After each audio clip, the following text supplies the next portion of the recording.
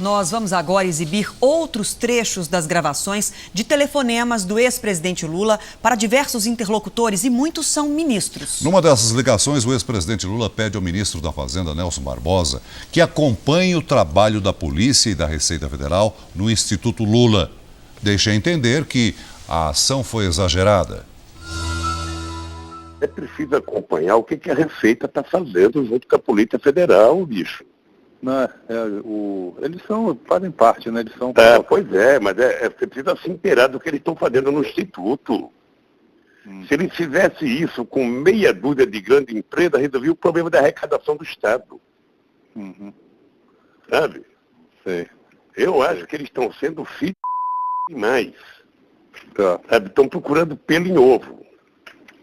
Eu acho que era preciso, eu vou pedir para o Paulo Camoto tentar colocar tudo no papel, porque era preciso você chamar um responsável e falar que é essa. Vocês estão fazendo o mesmo com a Globo, o mesmo com o Instituto Fernando Henrique Cardoso, o mesmo com o Gerdau, o mesmo com o SBT, o mesmo com a Record, ou só com o Lula? Lula também foi grampeado em conversas com Lindbergh Farias, do PT. Pede que o senador cobre investigações contra a oposição. Então é preciso estar em cima deles e cobrar. É o seguinte, meu filho, eu tô com a seguinte tese, é guerra, viu? E quem tiver artilharia mais forte ganha. Em outro trecho, o ex-presidente reclama da Lava Jato e cita o senador Aécio Neves. Olha, eu vou contar uma história para você. Se é Andrade Gutierrez, o depoimento deles na delação da Andrade Gutierrez, eu estou te falando nesse telefone, certamente a Polícia Federal está gravando.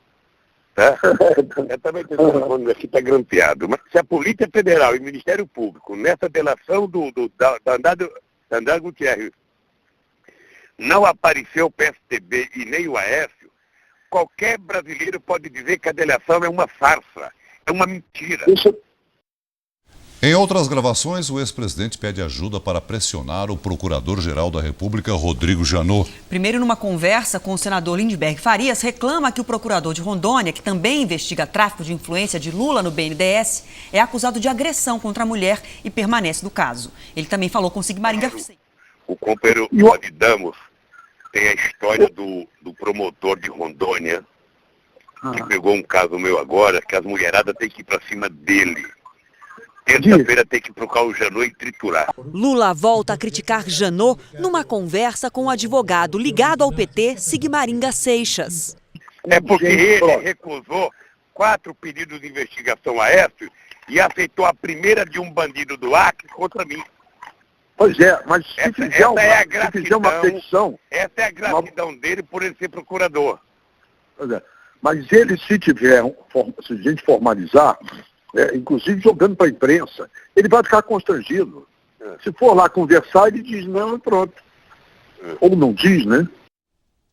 O procurador-geral Rodrigo Janot está fora do Brasil, mas comentou as declarações, disse que ninguém está imune a investigações, disse que não se sentiu intimidado pelas declarações de Lula e disse, abre aspas, o Ministério Público tem couro grosso, fecha aspas. Vamos agora a outros trechos gravados pela Polícia Federal dos telefonemas de Lula. Uma das conversas foi gravada no dia em que José Eduardo Cardoso deixou o Ministério da Justiça. Lula cancela uma viagem para Brasília e avisa o ministro Jacques Wagner. Oi, tudo bem? Ô Galego, deixa eu te dizer uma coisa. Eu estava pensando que não era o caso de eu não ir a Brasília hoje. Por conta da saída do rapaz. Por conta da saída do rapaz, ou seja... Isso ela se preocupou ontem, ficou dizendo, depois vamos dizer que ele só veio aqui para comemorar o Bota Fora. É isso, então eu acho que era melhor eu não ir. Deixar para a semana? Deixar para a semana, porque você veja, o Globo já tem editorial que era importante alguém responder. Sabe, editorial tenta em cima do governo. Eu nem vi, dizendo o quê? Mostrando que essa troca não pode significar... colocando medo no novo ministro da Justiça. Não, e dizendo que eu que arrumei um cara para poder resolver o teu problema. Depois, com o ministro-chefe da Secretaria de Comunicação, Edinho Silva, Lula demonstra preocupação com as críticas ao novo ministro da Justiça. É importante você ficar atento, porque vai sair muita crítica à indicação do novo ministro. com o objetivo de encurralá-lo. É isso, é isso. O objetivo de encurralá-lo, ou seja, crítica da Veja, crítica do Globo, crítica da Globo, crítica... Ou seja, no fundo, eles querem evitar que qualquer ministro acabe com o vazamento da Polícia Federal. É isso. Um dia depois de ser levado à força pela polícia para depor, Lula ouve de um amigo, o cientista político Alberto Carlos Almeida, o conselho para virar ministro e escapar da Lava Jato. Eu acho, tá? Tem uma coisa que está na mão de vocês. É ministério, acabou. Sabe, eu acho que a vacilação da parte de vocês, estou falando genericamente, de um modo geral, tá? É uma guerra política, uma disputa política, um cara lá, juiz, etc., mas é um tucano, na verdade. Vai que esse cara é maluco e ousado o suficiente para tomar uma decisão nessa direção.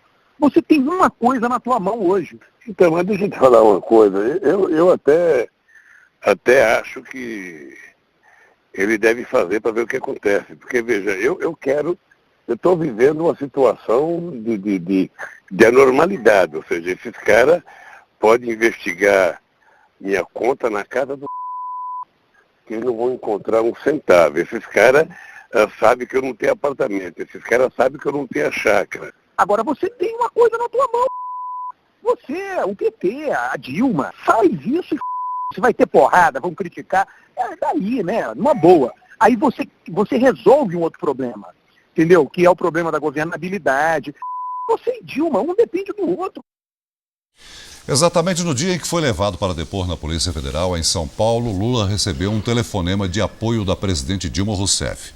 Reclama do espetáculo e considera exagero as decisões tomadas em Curitiba.